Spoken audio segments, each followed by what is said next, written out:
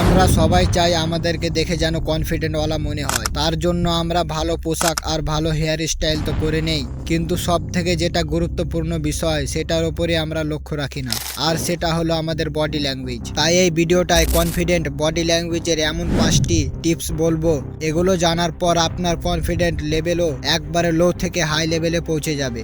আর শেষেরটা খুব ইম্পর্টেন্ট, তাই ওটা মিস করবেন না। Number 1, eye contact. যদি সত্যি আপনি কনফিডেন্ট দেখতে চান তাহলে আপনাকে আই কন্ট্যাক্ট মেনটেন করতে হবে। আর যদি আপনি সামনের মানুষের সঙ্গে চোখে না তাকিয়ে এদিক ওদিক তাকিয়ে কথা বলেন, তাহলে সামনের মানুষটা তখন ভাববে আপনার মধ্যে কোনো কনফিডেন্টই নেই, আর পরের বার আপনার সঙ্গে সে কথা বলতেও চাইবে না। তাই যখনই আপনি কারো সঙ্গে কথা বলবেন তার চোখে তাকিয়ে কথা বলুন।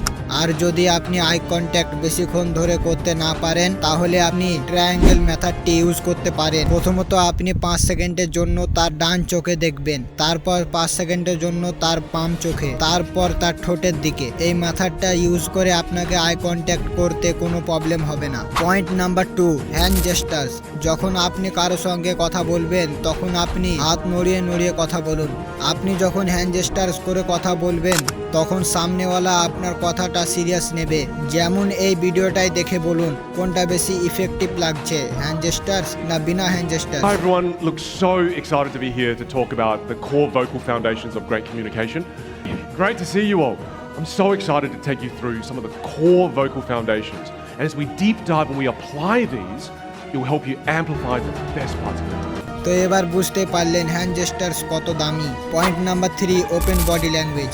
কখনো বসার সময় বা দাঁড়ানোর সময় হাত পাকে জড়ো করে রাখবেন না, এগুলো করলে আপনাকে আনকনফিডেন্ট মনে হয়। সব সময় বসার সময় বা দাঁড়ানোর সময় নিজের শরীরকে ওপেন করে রাখুন, মানে আপনার পাকে আপনার শরীরের সমান সমান ফাঁকা করে রাখুন, আপনার কোমরকে সোজা রাখুন, আর আপনি হাতগুলো এমন পজিশনে রাখুন, এমনটা করলে আপনাকে দেখে কনফিডেন্টওয়ালা মনে হয়। পয়েন্ট নাম্বার 4, নন রিয়াক্টিভ। ছোট ছোট কথায় রিয়াক্ট করা একজন দুর্বল মানুষের পরিচয়, আর যে কোনো খারাপ সময়ে ওভার রিয়াক্ট না করা আপনাকে বোঝায় যে আপনি কতটা কনফিডেন্ট। আর আপনি হয়তো লক্ষ্য করেছেন যারা পাওয়ারফুল মানুষ হয় তাদের সামনে যেমনই পরিস্থিতি হোক না কেন তারা চুপচাপ মাথা ঠান্ডা রাখে। Point number 5, waking style. একজন কনফিডেন্ট ওয়ালা মানুষের চলার স্টাইলই হলো আলাদা। ওরা কোনো মরা মানুষের মতো কুজো হয়ে হাঁটে না, সব সময় ছাতিকে উঁচু করে পিঠ সোজা করে হাঁটে। তাই আপনাকে কাউকে ভয় খেয়ে হাঁটলে হবে না,